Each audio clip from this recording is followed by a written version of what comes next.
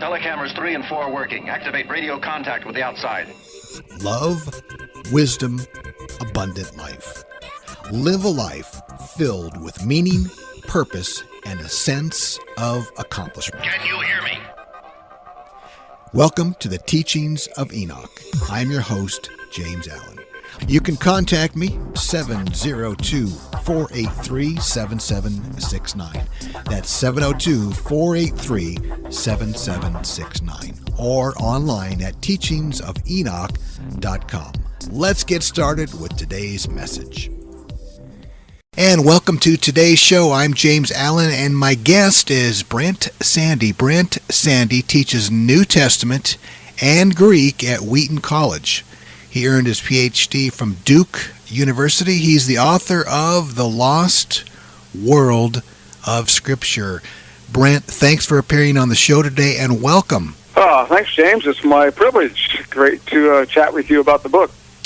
And I was reading through the book, some really fascinating and thought-provoking stuff in there as far as how we look at Scripture and how the modern church and our society looks at Scripture as opposed to maybe the original hearers and the more ancient civilizations when they considered Scripture. Let's talk about that a little bit, Brent. The ancient world that you talk about, and you go back and you have several propositions in your book, the ancient world, they didn't have a literate society like we do. Most people today can read somewhat. But tell us and go back in time about the ancient world. Yes, well, that's a good point, and that's a place to start, because part of our trouble in understanding Scripture and the process by which it became a product. We know a fair amount about the product because we have that in hand, but the process is what we're interested in. And so trying to get back to how the ancient people thought and how the ancient people acted and what they did with communication is the challenge for us. That's one of the big challenges in understanding the process by which Scripture came into being. Of course, divine inspiration is a big part of the process, but I'll get to that a little bit later. So if we're thinking about the ancient world and those people and their ability to read and write and communicate in writing, it varied a lot from, city to urban life. From urban life to rural life, from one generation to another. But basically, they were an oral society versus our written society. They thought, though some could write, they thought in terms of things oral. So for them, something that was communicated orally was just as authoritative, maybe even more authoritative, than something in writing. You and I, if somebody gives a speech and we want to know exactly what they said, we probably want a transcript of it. We want to see the exact words typed out on a page to know exactly what they said. That would not have been their thinking in the ancient world. Their thinking was what somebody said is the real true statement of what they meant, and they wouldn't gravitate to a written statement as that having any more authority than a oral statement.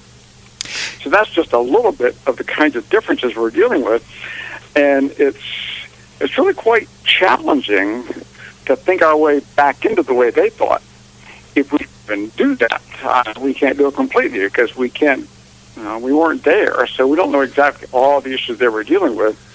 So the challenge for understanding Scripture and the process is to understand as much as we can about the ancient way of communicating and thinking about truth and how you pass truth along.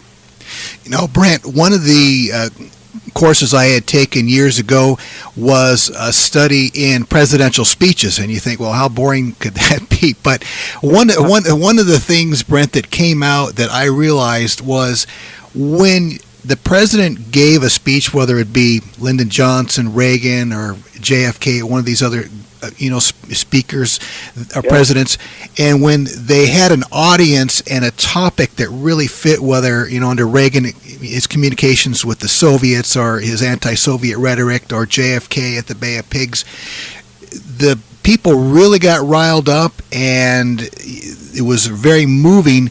But when you look at the transcript of the speech, a lot of times you think, well, what could this really, how could this get riled up? So there was a lot of emotion mixed in with that speech, and I think going and looking at what you're saying really would help a lot of us to understand what exactly the Scripture means for us today and how that impacted the original hearers.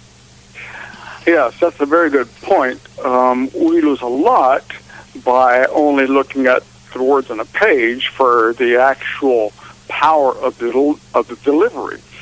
So, for example, when the New Testament, after it had been written down, then we have people who were going from church to church, from believing community to another believing community, and they would perform these books. So, one of Paul's letters, for example, he sends it off with somebody, and that person takes that letter. They maybe not memorize it, but in some cases they did, but at least they become so proficient in presenting it, it's like a performance. So they try to represent what Paul was thinking and saying, and then was written down. They try to present that in a way that would be like Paul saying those things to that church orally. So there's a big emphasis on that oral presentation performance that would try to reenact the thinking of, say, the Apostle Paul or Peter or whoever. We lose a lot, of course, because we weren't there, and we don't have anything to, help us understand exactly what that looked like or how that sounded. But that's part of what we lose by only looking at something that is written. We're going to come back to that, Brent, right after the break. My guest is Brent Sandy. Brent Sandy teaches New Testament and Greek at Wheaton College. He earned his Ph.D. from Duke University. He's the author of The Lost World of Scripture.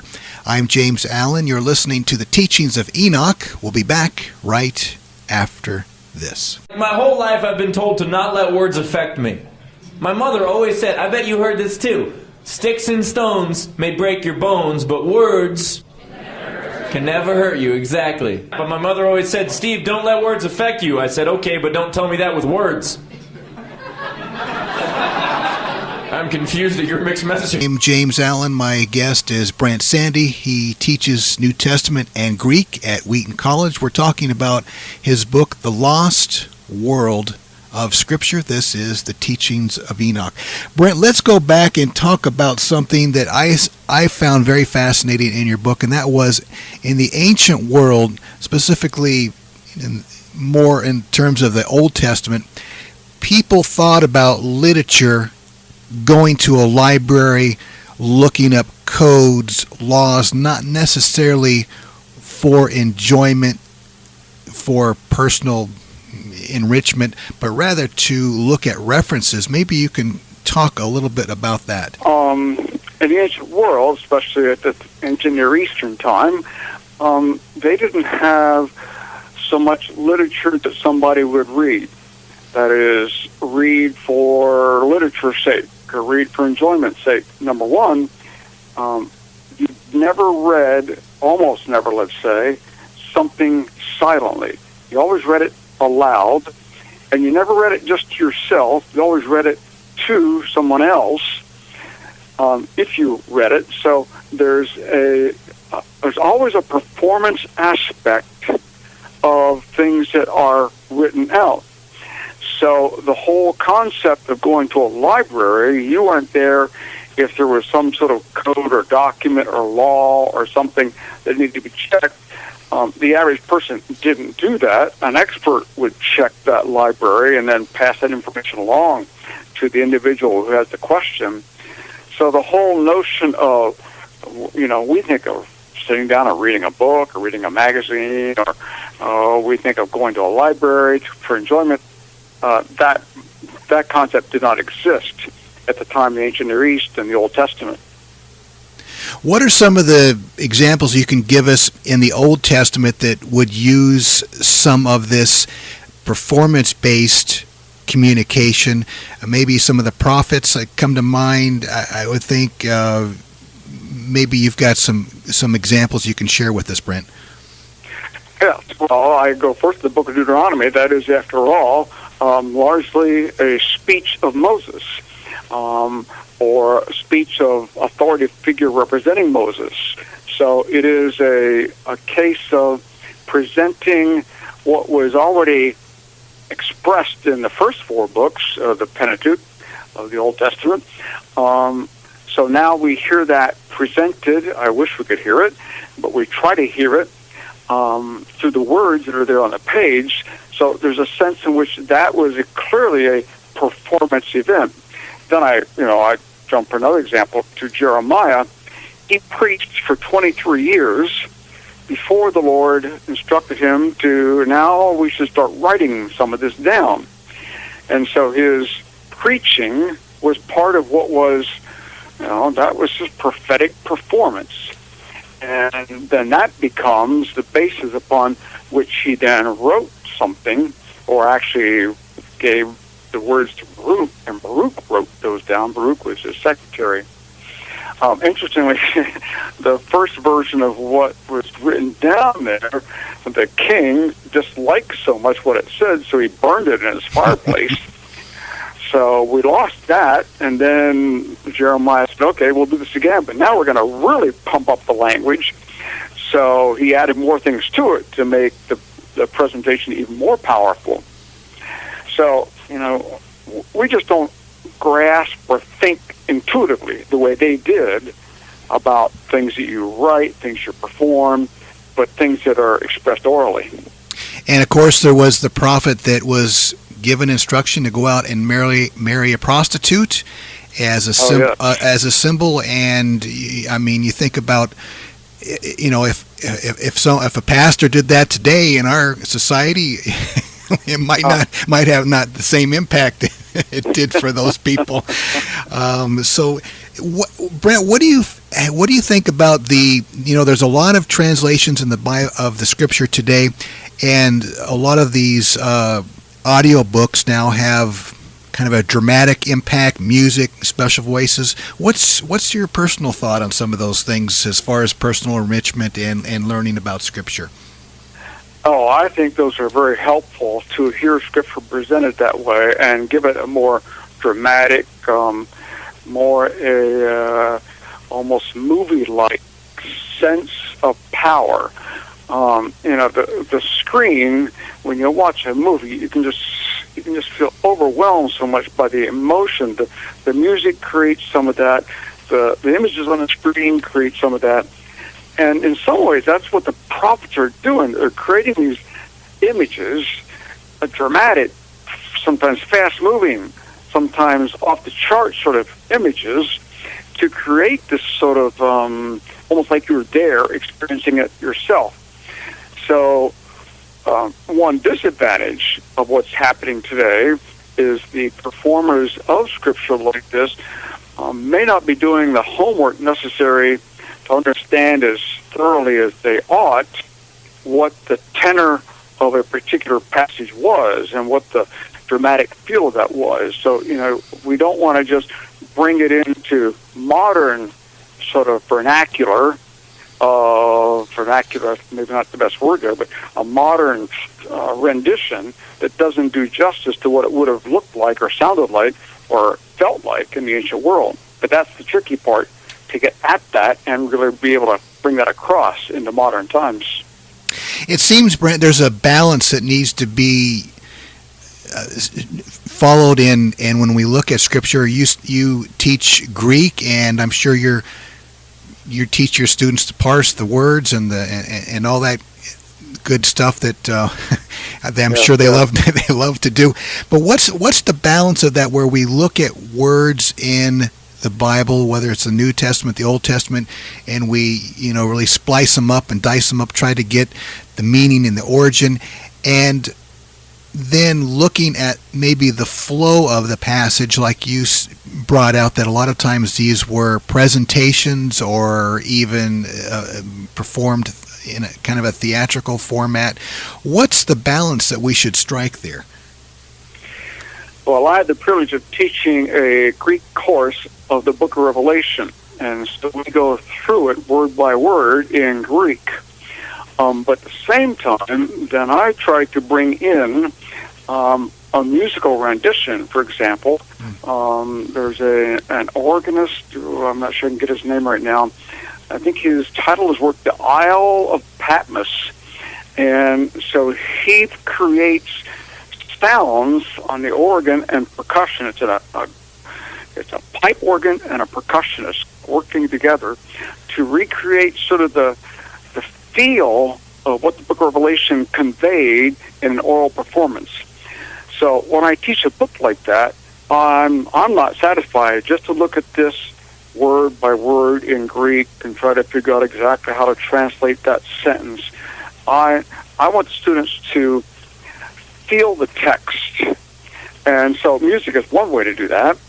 Another way to do that is to hear it rather than to look at the words on the page. I have somebody who I knew who memorized the entire book of Revelation, the entire book, memorized it word for word. And then I heard him do this. He presented it. It took about 65 minutes, I think.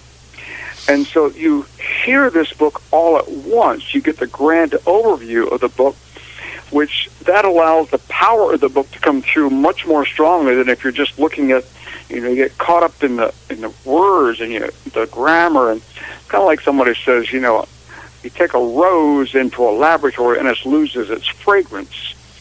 So we've got to find that balance of doing both and. It's not either or, like you're saying. That is, we need the balance of those two.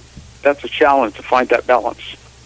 My guest today on the show is Brent Sandy. Brent Sandy teaches New Testament and Greek at Wheaton College, and he has his PhD from Duke University. He's the author of The Lost World of Scripture. I'm James Allen. You're listening to the Teachings of Enoch. We'll be back after this. Sometimes we make them bad that actually weren't. Jesus used words that we wouldn't allow to be said in church. You know that? Jesus. He called a bunch of Pharisees once a generation of vipers.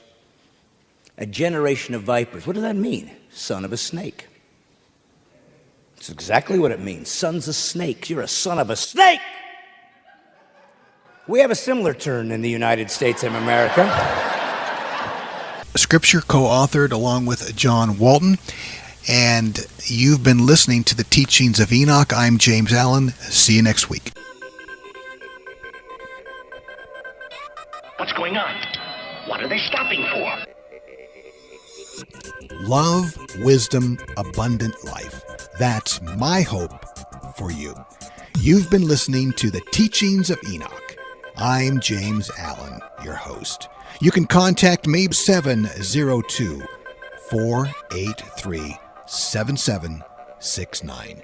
That's 702-483-7769. Or online at teachingsofenoch.com.